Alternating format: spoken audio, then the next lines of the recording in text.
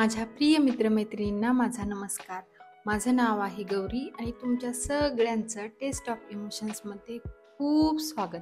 आणि आज आपण आपल्या गणपती बाप्पासाठी एक खूप टेस्टी आणि झटपट होणारा प्रसाद बनवणार आहोत. मी गॅसवरती कढई ठेवलेली आहे आणि कढई गरम झाल्यानंतर त्याच्यामध्ये आपल्याला मोठे 2 चमचे तूप टाकायचं आहे.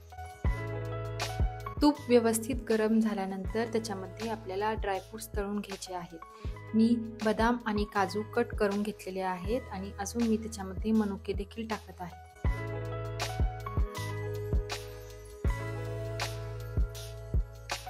ड्रायफ्रूट्स तळून झाल्यानंतर ते आपल्याला एका प्लेटमध्ये काढायचे आहे. कोकोनट हलवा मी याच कढईमध्ये बनवत आहे. आता याच्यामध्ये मी 2 कप खिसून घेतलेलं आणि भाजून घेतलेलं खोबरं टाकत आहे. खोबरं आपल्याला तुपामध्ये व्यवस्थित मिक्स करून घ्यायचं आहे.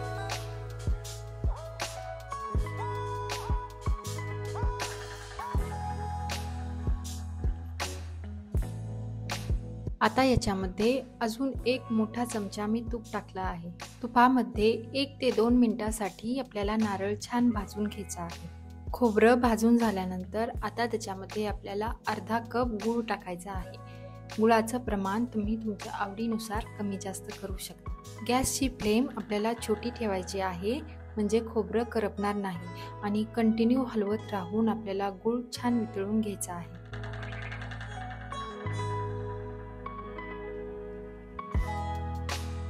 गूळ व्यवस्थित वितळला गेला आहे. आता याच्यामध्ये मी 1 कप साई असलेलं दूध टाकत आहे.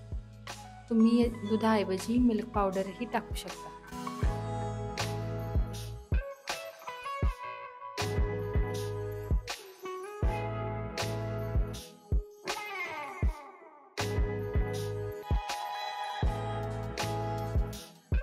हलव्याचा कलर छान व्हावा म्हणून मी याच्यामध्ये थोडंसं बिटाचं पाणी टाकत आहे.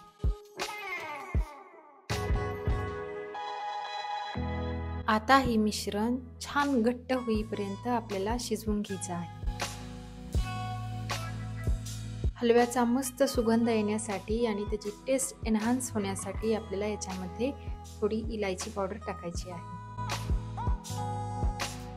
आता तळून घेतलेले ड्रायफ्रूट्स आपल्याला हलव्यामध्ये टाकायचे आहेत आणि ते मिक्स करून घ्यायचे आहेत.